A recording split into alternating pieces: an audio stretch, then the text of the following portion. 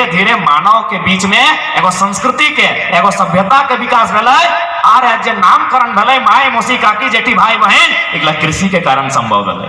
अगर कृषि नहीं रहते तो की बतलाई, इंसान एक जगह जाना, वहां छीन के खाना, गुफा में रहना और स्त्री और पुरुष के बीच एक एक रिश्ता रहता सिर्फ। और मांझी में झारखंड किसान महासभा ने पहली बार राष्ट्रीय किसान दिवस मनाया। नमस्कार, आप इस वक्त देख रहे हैं लाइव 11 न्यूज में, आपका बहुत बहुत स्वागत है। चलिए बढ़ते हैं बड़ी खबरों की ओर।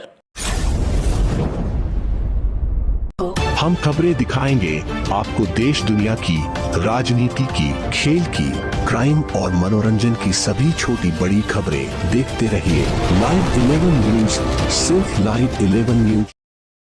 झारखंड किसान महासभा के द्वारा प्रदेश के इतिहास में पहली बार हजारों की संख्या में झारखंड प्रदेश के सभी जिलों से किसानों का आह्वान कर उरमांझी के ब्लॉक चौक स्थित अंचल मैदान में एकत्रित किया गया। राष्ट्रीय किसान दिवस यूँ तो हर वर्ष 23 दिसंबर को आता है, लेकिन झारखंड में 2022 का 23 दिसंबर यहाँ के किसानों के लिए नया पैगाम लेकर आया है। लगातार 2 साल की कोरोना की वैश्विक महामारी और तीसरे साल भयंकर अकाल के कारण किसानों की कमर टूट चुकी है।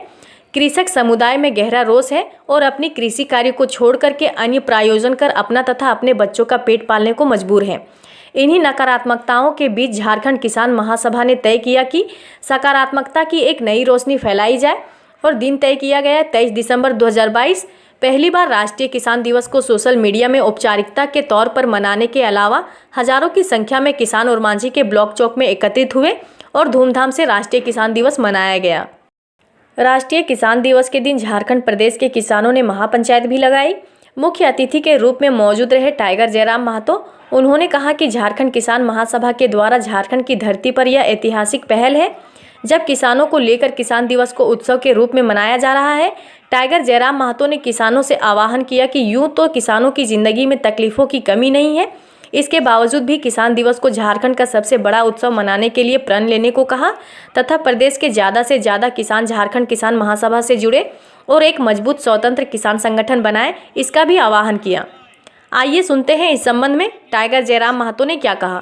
देखिए, मेरा मानना है जैसा कि अभी सुखाड़ का जो राशि आया है हमको 3,500 रुपये प्रति एकड़ किसानों को दी जाएगी, लेकिन जो सरकार के आंकड़े हैं, जो हालिया रिपोर्ट कहती है कि 1 एकड़ में खेती करने के लिए 28,000 औसत खर्चा होता है। जहां 28,000 खर्चा होता है वहां अगर 3500 दिया जाएगा तो ऐसे में सवाल खड़ा होगा कि ये जो नीति पैसा देने की बनी है ये किसके कहने पर और किसके लिए बनी है। तो कहीं ना कहीं ये सवाल लाजमी है। अगर किसानों के लिए बनी है तो मुझे लगता है किसानों से पूछकर बनानी चाहिए। अगर बेटा का शादी होता है तो उससे पूछा जाता है कि लड़की ऐसी है, इतनी पढ़ी लिखी है, लेकिन किसानों से बिना पूछे अगर किसानों के लिए हित में आप नीति बनाते हैं तो कहीं ना कहीं सवाल और कटघरे में सरकार रहेगी। ये आंदोलन कैसे जारी रहेगा और कैसे इसके लिए लोगों को तैयार किया जाएगा?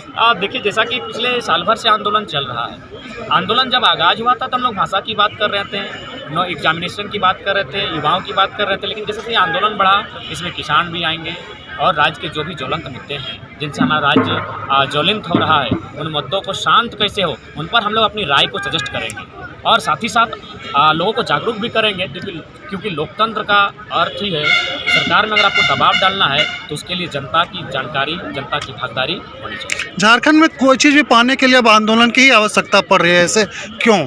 इसका प्रमुख कारण है यहाँ के जो पॉलिटिकल पर्सन हैं उनकी उदासीन राजनीति। वे उदास राजनीति को लेकर वे उदास इसलिए भी हैं क्योंकि जैसा कि स्रोत कहते हैं कि बहुत सारे जो हमारे विधायक संसद हैं उनका बेटा किसी का इटली में है, तो किसी का मलेशिया में है, तो किसी का अन्य देशों में जाके पढ़ाई करता है या फिर वहाँ जो भी अपना एक्टिविटी कर रहा है। तो इसलिए वे राजनीति को लेकर उदासीन है क्योंकि उनको जनता के जो सुख दुख है उसका कोई अर्थ नहीं है। दूसरी बात जो है, एक बाण अन्य राज्यों के जो बहुत बड़ी आबादी यहाँ के प्रवेश की है।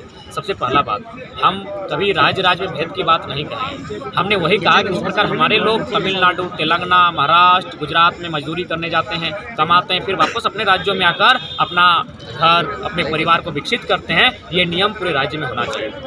मैसेज क्या रहेगा किसानों को? किसानों के लिए मैसेज रहेगा कि जो मैक्सिमम अब लड़ाई है वो ज़मीन के लिए लड़ी जाएगी। चाहे फोरलेन चौड़ीकरण की बात हो या हाईवे एक्सप्रेस का पार होना हो, उसमें जो है किसानों की ही क्षति होगी, औने पौने दाम में लिया जाएगा। यही सुन रहे हैं 8,100 रुपये आपका शायद प्रति एकड़। समझ सकते हैं हमने कितना दुखदायी स्थिति में आज हम लोग हैं। तो इसलिए किसानों को जागरूक होना ही पड़ेगा, नहीं तो उनकी जो फसल उगाने वाली ज़मीन जिससे वो अपने परिवार का भरण पोषण करते हैं वो कौड़ी के भाव उद्योगपतियों को उनके हाथों में दे दी जाए। विधानसभा में भी क्या किसानों को इस तरह की न्यूज़ को देखने के लिए हमारे चैनल को लाइक करें, सब्सक्राइब करें और शेयर भी करें।